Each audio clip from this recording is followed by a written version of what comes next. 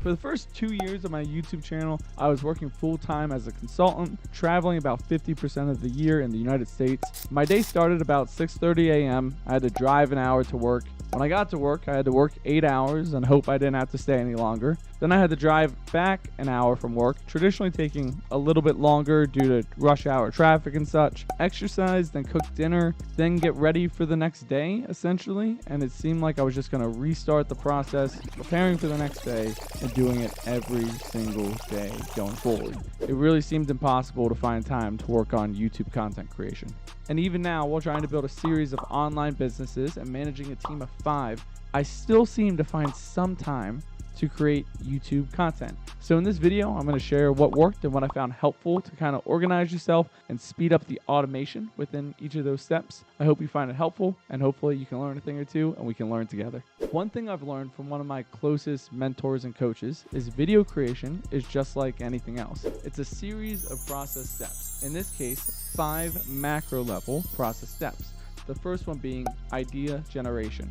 When I first started, I used to record the video first and then come up with the title and thumbnail. And what I realized is way more efficient is coming up with your title, thumbnail, and hook first, because then it makes it so much easier to organize the rest of the video.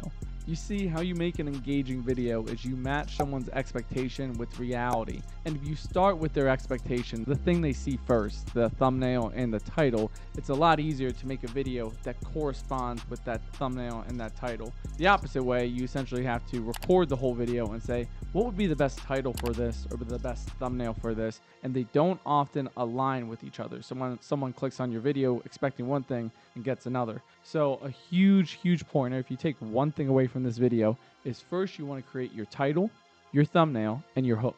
Now, we didn't actually talk that much about the hook, but the hook essentially is broken down into 3 steps. So the 3 steps of the hook is, what do they expect? What are you going to give them? How is it going to help them? And that's essentially what you put in the hook of what this video is about to include. So once you have the title, the thumbnail, and the hook, and all that's prepared, the next 4 steps follow as writing the script, recording the video, editing, and publishing. Next, after all 5 steps are laid out, my mentor, he asked me, which of these steps takes the most time? And the step that takes the most time is often identified as your bottleneck, meaning you can't make a video quicker than you can do that one specific step. That step is slowing down the entire process. But clearly, looking at these 5 steps, I spent the most time over the last 2 years editing my videos. Editing for most YouTubers takes significantly more time than any other process step. I was trying to produce 1 video a week, and I was failing because it took me 15 hours to edit 1 video. So 15 hours a week I was spending on editing for 2 years. So my coach, he encouraged me to outsource editing, and I did. And that was probably one of the most game-changing changes in this YouTube challenge that I've kind of set for myself, which is, although I love editing, if you're struggling with consistency and time management, the number one thing you can do to free up your time is to outsource editing. Now, there's a lot of barriers that might come to your mind when you're thinking, oh my gosh, I have to outsource editing. One is, how much does editing cost? 2 is, well, I really like editing my videos because it's a passion of mine. Or 3, there's no one who can make the edits I can make, yada, yada, yada. I went through each one of these.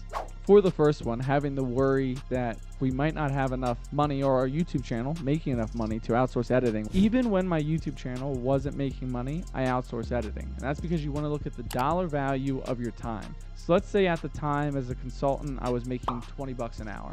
And hiring an editor on Upwork, so there's 2 main sites, Upwork and Fiverr. I use Upwork. It's awesome. They're not a sponsor to this video, but it's been super helpful. Let's say hiring an editor on Upwork was $10 an hour. Well, now, rather than spending 15 hours at 20 bucks an hour, so $300 of my own time working and editing a video, I could hire someone for 10 bucks an hour to do the same video, and they probably do it in less time. And that's more time that I could spend on other things like consulting that could fund the editing work, or spending time with my family or passion projects. But looking at the dollar value of your time, if you do plan to grow the business over time where at one point it is profitable, It makes sense to outsource editing earlier rather than later so you can scale your videos quicker and get monetized quicker on YouTube or these other platforms. The other two items are maybe I just really love editing my own videos, and that's fine. If you want to edit your own videos, make it the perfect video that you send out, that's fine. Just know it's going to be a slower process to get there. And that's probably not the bucket you're going to try to automate out of these 5. So we're going to talk about those other ones really soon. And the last one is no one else can edit like me. And I'm not a great editor, so I didn't have that concern. But I promise you, just go ahead and get a couple different freelance editors. In this series, we're doing 100 videos in 100 days. And one of the videos, we're going to go through hiring 3 different editors for 3 different price ranges. So if you're worried about it, go ahead and watch that video. It's going to be coming out shortly, and it can kind of guide you what it's like to get a freelance editor for YouTube or other social media platforms. Okay, great. So that's a key milestone that we just made in our process. So we have these 5 process steps. And what we just did was identify the bottleneck and then eliminate it or reduce the bottleneck, that now editing doesn't take 15 hours. So which of these process steps traditionally takes the most time? Well, idea creation, that could be relatively quickly, just coming up with what your idea is, your hook, your thumbnail. That one's not crazy. Publishing your video isn't, because publishing online maybe takes 30 minutes. That's nothing crazy. We have editing, which we already determined was our bottleneck before, and now it's not our bottleneck because we outsourced it. So that leaves recording and writing your video. And for me, for sure, and for most YouTubers that I talk to, writing the video after editing, it's the second most thing that traditionally takes the most time. And the reason is writing your script out word by word takes a huge amount of time, and it's not worth it. For 2 years, I wrote out every one of my videos word for word, and I would read from the teleprompter and I would stumble over my words, and it didn't seem like I was as passionate because I was just reading the next word on the camera, and just ended up being a huge mess. And I would probably say I was spending about 8 to 10 hours a week writing one video, writing it out took about 8 to 10 hours, and it's just not quite worth it given the quality that video traditionally makes. What I would highly recommend is stop writing word for word your YouTube videos.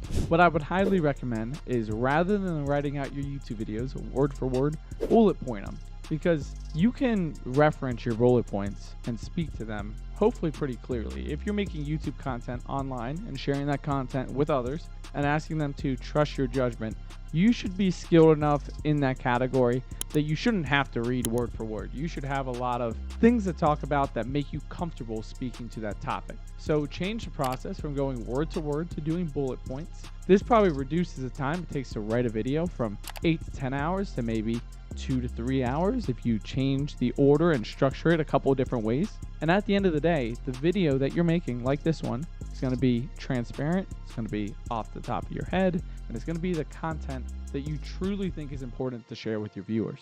So number 1, outsource editing. Stop doing your own editing. Number 2, don't write out full scripts. Bullet point your scripts and talk through them clearly, concisely, and make them flow. This is our 8th video of 100 videos in 100 days. I really hope you join us for the journey. Don't forget to subscribe, and I'll see you in the next video.